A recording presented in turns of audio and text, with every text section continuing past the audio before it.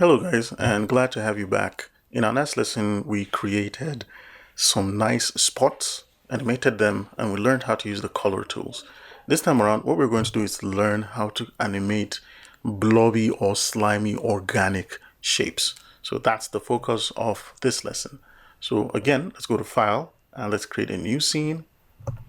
And let's save our scene. I'll use Control S, and we'll call this our slime 03 because that's our organic slime. Now, one thing I want to show you is how you can change the background color, because it's not as easy as it looks. Things are hidden in OpenToons. Let's do that right now. So go to X Sheet and go to Scene Settings. Now we have a camera background color. This is what the camera is going to be seeing. By the way, there are these red lines here. Why are they here? Well, these red lines means this is a safe area. If we go to Windows, we can actually see the view. We can see the safe area, so we can turn that off.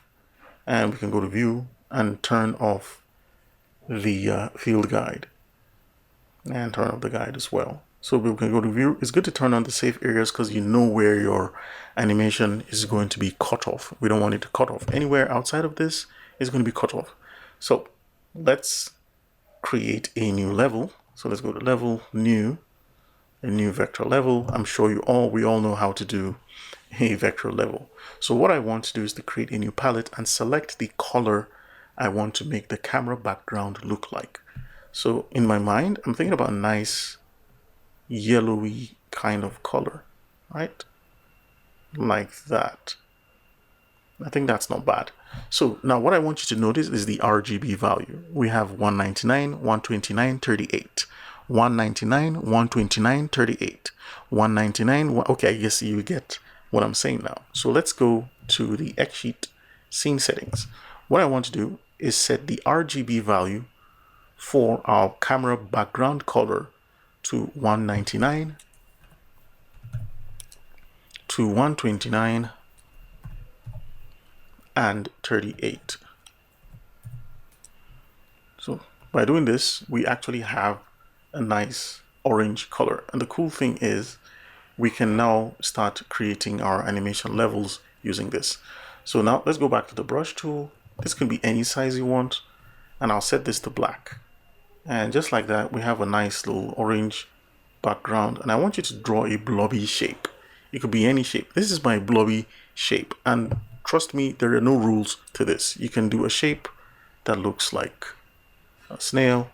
You can do a shape that looks like any color, any form, or any blobby shape you want. And what we want to do is to begin to mutate that blobby shape. So on the next frame, I want you to turn on your onion skin, and I want you to drag this end marker to any number you want. It doesn't have to be 24, to any number. And what I'm going to do is to be changing and morphing this organic shape. So let's draw another blobby shape that has nothing to do with the first blobby shape.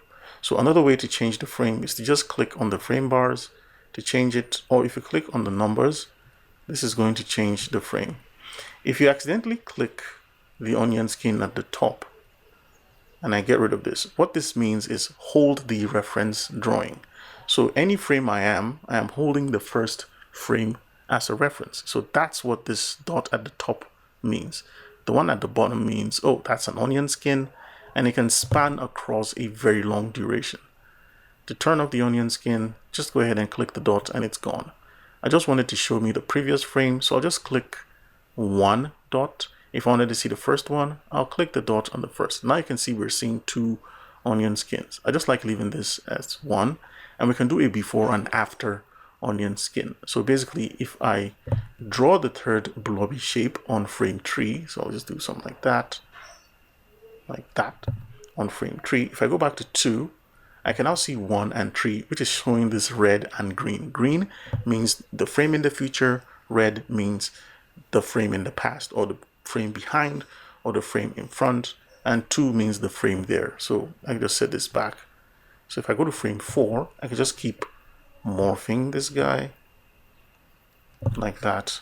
And like I said, there are no rules. You can change the direction. You can do whatever you want.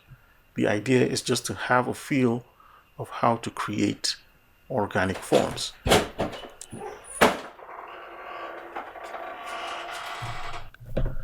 So now we're going to keep going. I'm going to click on 7 and I'll do a variation of this. Still looking like the same thing. And I'll go over to 8 and create this shape like that. And I'll go over to 9 and keep doing that. And yeah, why not? Let's test our animation and see. So I'll drag the end marker to 11 and I'll click this loop button. So you can see we have a kind of like looping animation right there. And it looks like this guy is a slime that's trying to run away, right? So that looks quite interesting. So a running slime. And that's what you get by just randomly creating these variations. So and what I'm trying to do is to put this within that same shape here. So what we can start doing now is to change that variation and make this actually bigger and start increasing in size like that. So to give it a nice little balloony feel like that. And I'm going to go to 12 and just change this to change the shape. So let's go to 13 and let's just move this around and just create a shape like that. Go to 14 and now it's trying to get more circular, so it's getting rid of that monotonous tail there. And here I'm just wobbling it. Like I said, there are no rules right now, no rules, and we'll just keep going and changing it. Now I've been drawing it in the same spot. By the time I start drawing the shapes a bit further apart, what's going to happen is that we notice the slime is beginning to move. So you can see that. We just move this here like that, making our drawing. And I'll just do this to 24 so we can have just 1 second of this slime beginning to exhibit signs of movement like that. And I'll drag this like so. And then maybe I'll even curve it. So you notice we didn't create a path for the motion. That's totally fine. And then let's say it just stops right here. So let's go ahead and loop the animation. Blah, blah, blah. And there you have it. So that's how we can create a basic slime. If you wanted to increase or add a nice little challenge, we can draw a slime that's following a specific path. I'll create a vector level on top. That's going to be my guide. I'll just use a shorthand G for the guide. And I'll turn off this layer and click on our guide and just draw a nice little path for our next slime to follow. I'll hit the padlock button to lock this, and I'll make sure to, if it's locked, we cannot extend the drawing. So I'll drag this to hold it for 24 frames. And next, OpenToonz just did quick save right there. That's what happened. And I'll create a new vector level. And for this, I'll just dial this down.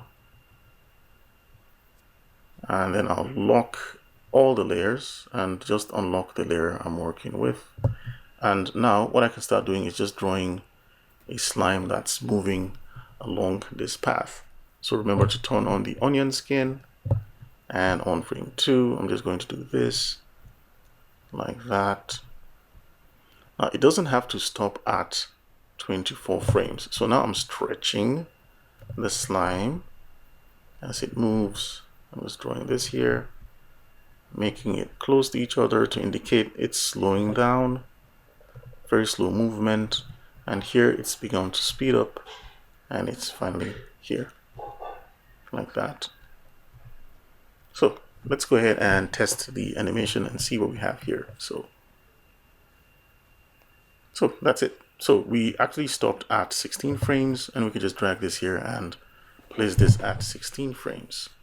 So as a little bonus exercise, what I want you to do is to draw a star slime, and I'll just quickly sketch out these star slimes so you can see what I mean. And basically a slime that looks like an amoeba with at least 5 edges, and you can just change the edges and move this around. And in the next lesson, I'm going to create this amoeba slime so we can all see the exercises and see what we've created. Thank you very much for watching, and I'll see you in the next lesson.